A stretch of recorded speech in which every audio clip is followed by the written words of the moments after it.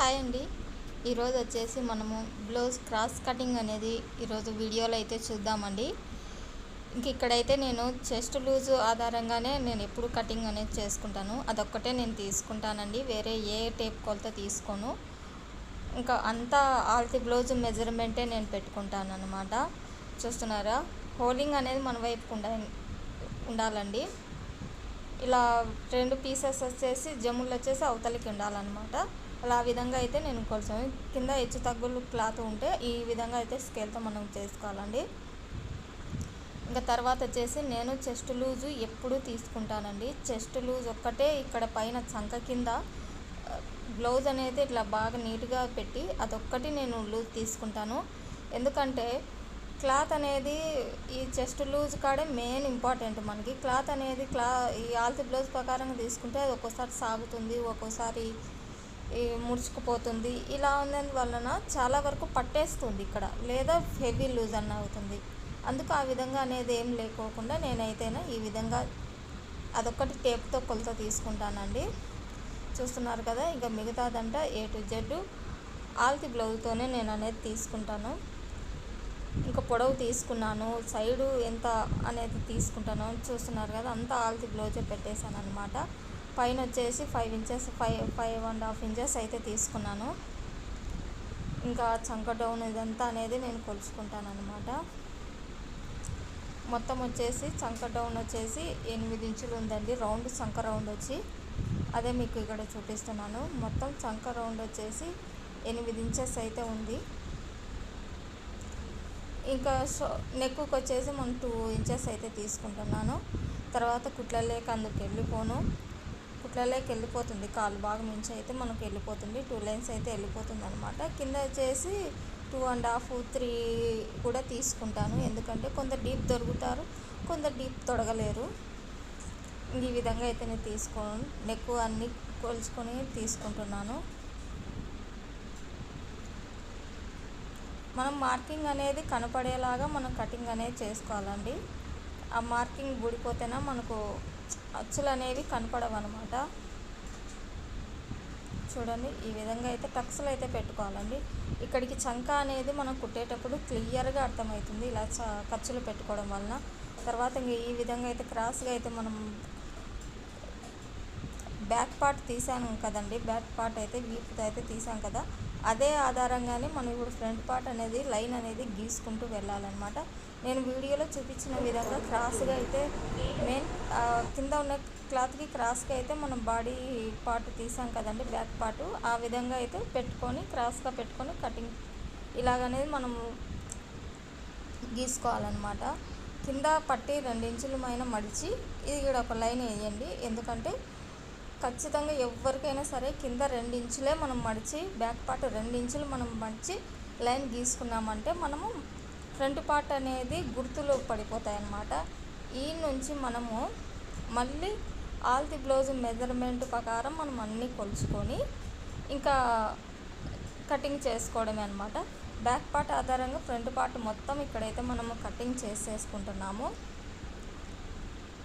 ఇంకా మనము front neck, ఇంకా వచ్చేసి మనకు పొడవు ఎంత ఉంటుంది, క్రాస్ బెల్ట్ వరకు పొడవు ఎంత ఉంటుంది అనేది ఆ విధంగా అయితే మనం కొలుసుకోవాలి.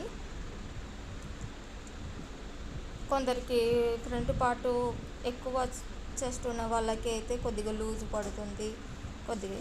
ఇప్పుడు ఈ విధంగా అయితే నేను నెక్ అయితే కొలుచుకుంటున్నాను కదా, ఈ విధంగా నెక్ కొలుచుకొని కొద్దిగా ఎక్కువ తక్కువ పెట్టమనే వాళ్ళకి కొద్దిగా తక్కువ పెట్టమనే వాళ్ళు పైకి, కొద్దిగా నెక్ ఎక్కువ పెట్టు అనే వాళ్ళు కిందకి అందాజుగా మనం గీసుకోవాలన్నమాట.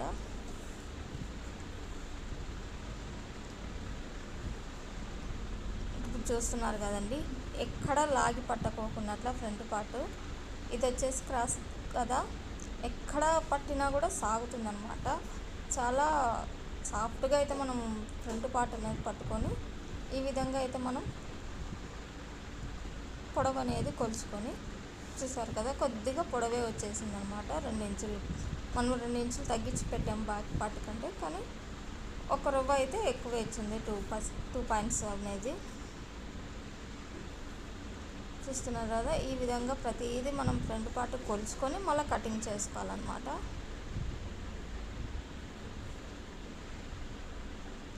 మనం నిదానంగా నీట్గా చూస్తేనా ప్రతిదీ అర్థమవుతుందండి. ఏదైనా కానీ ఒక్కసారిగా అర్థం కాదు.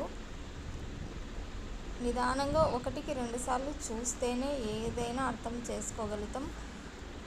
తర్వాత అర్థం చేసుకున్నాక 1కి 2 సార్లు కట్ చేసాకే మనకు ఏదైనా కానీ వస్తుందండి. ఒకే టిప్పులో ఏది రాదు. చూసి ఎంత క్యాచ్ చేసే వాళ్ళకైనా ఫస్ట్ టైం కటింగ్ చేసే వాళ్ళకి, ఫస్ట్ టైం చూసే వాళ్ళకి అర్థం కాదు. ఫస్ట్ టైం కటింగ్ చేసే వాళ్ళకి రాదు. 1కి 2 సార్లు కటింగ్ చేస్తూ చూడంగా చేస్తుండగా చాలా బాగా అయితే వస్తుందన్నమాట. అలవాటు ఎక్స్పీరియన్స్తో వస్తుందన్నమాట. ఇప్పుడు సపోజ్ చిన్నపిల్లలే చూడండి, ఏదన్నా వాళ్ళు లేచి నడిచేటప్పుడు కింద పడుతుంటారు, మీద పడుతుంటారు, ఎన్నో దెబ్బలు తగులుతుంటాయి.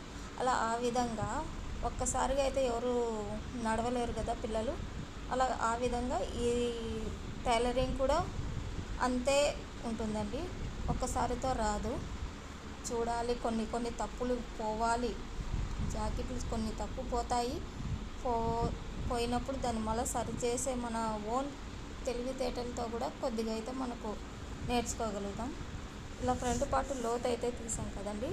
ఇక్కడ బ్యాక్ పార్ట్ కొద్ది ఫ్రంట్ పార్ట్ షోల్డర్ జారకోకున్నట్టు లైట్గా అయితే కొద్దిగా కట్ చేయాలండి మెడ మీద. చూస్తున్నారు కదా, ఈ విధంగా అయితే అయింది. ఇప్పుడు మీడియం సైజు వాళ్ళకైతే 2 ఇంచులు అయితే పొడవు పెడతానండి. డాక్స్లో 2 ఇంచులు పొడవు, 2 ఇంచులు మడిచేదానికి, టక్స్లు మడిచేదానికి ఈ విధంగా అయితే మనం గీసుకుంటాం. ఇది నేను కుట్టడానికైతే నేను అసలు గీసుకోనండి. మీకు వీడియో ఎక్స్ప్లెయిన్ చేయడం కోసం మాత్రమే నేను ఇలా గీసి చూపిస్తున్నాను. నేనైతే ఆల్ ది బ్లౌజ్ చూసి దానికి ఎంత ఉంటే అట్లా ఆ ప్రకారంగా కుట్టుకుంటూ వెళ్ళిపోతాను అన్నమాట. చూసారు కదా ఎంత నీట్గా అయితే మనకు వచ్చేసిందో. ఈ విధంగా మీరు ప్రతి ఒక్క వీడియో చూడండి. నాదనే కాదు, మీరు నేర్చుకోవాలి ఇంట్రెస్ట్ ఉన్న వాళ్ళు అయితే నాదనే కాదు, మీకు ఎవరు చెప్పేది అర్థమైతే వాళ్ళ వీడియో అయితే చూడండి. ఎందుకంటే నేను చెప్పింది ప్రతి ఒక్కరికి నచ్చాలని రూల్ ఏం లేదు. ఎవరి వీడియో మీకు అర్థమయ్యాలంటే వాళ్ళ వీడియో చూసి మీరు నేర్చుకోవాలి.